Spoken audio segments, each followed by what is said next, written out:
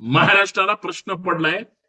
ओबीसीचा एक नेता वेगळं सांगतोय आणि दुसरे नेते चमकुगिरी करण्यासाठी वेगळ्या पद्धतीने हे करतात.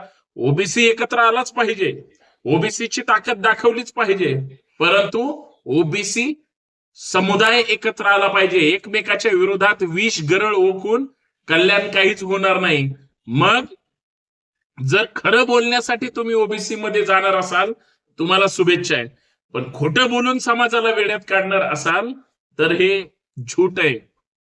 का हो, भुजबळांना किंवा भुजबळांसोबतचे जे कोणी आहेत, वाचाळवीर 1 नंबर, वाचाळवीर 2 नंबर, वाचाळवीर 3 नंबर, जे आता भुजबळांच्या यादीमध्ये तेही समाविष्ट झाले, ह्या सगळ्यांना माझी विनंती आहे की ओबीसी मधल्या ज्या इतर जाती आहेत, ज्यांचं प्रतिनिधित्व नेतृत्व तुम्ही करता, त्या इतर 376 जातीच्या त्या लोकांच्या हक्क अधिकारासाठी तुम्ही मोर्चे का काढत नाही? त्यांना प्रतिनिधित्व मिळालं पाहिजे, त्या समाजाला महत्वाच्या प्रवाहामध्ये आणलं पाहिजे, यासाठी तुम्ही का कुठं भांडलेले दिसत नाही? आणि सगळ्यात महत्वाचं, ओबीसीची म्हणजे अर्थात ओबीसी मधल्या ज्या 376 पैकी तुम्ही जर 1-2 सोडले, बाकीच्या जातीचं प्रतिनिधित्व करणारी 10 लोक तरी तुमच्या आसपास दाखवा.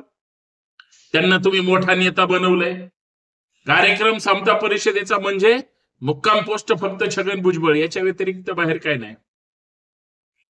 म्हणजे या सगळ्या गोष्टीचा महाराष्ट्र विचार करतोय, कारण महाराष्ट्रामध्ये ओबीसी रिझर्वेशन टिकण्यासाठी जेवढा प्रयत्न मागच्या काळात झाला नाही, तेवढा आता फक्त ओबीसीला जागृत करण्यासाठी नाही, ओबीसीला जाणीवपूर्वक पेटवण्यासाठी आणि समाजामध्ये विद्वेषाचं राजकारण करण्यासाठी जर वापर होत असेल, ओबीसीनो जागे व्हा.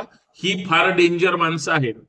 कारण आज ही बीड जिल्ह्यात सभा आहे, बीडमध्ये भाषण ठोकतील, मग तिथं ऐकलेलं भाषण, तो मनात आलेला राग, प्रत्येक जण आपल्या आपल्या गावात जातील आणि ज्यावेळेस सभेतली भाषा ते गावात बोलायला लागतील, त्यावेळेस ते टार्गेट होतील. हे विसरू नका.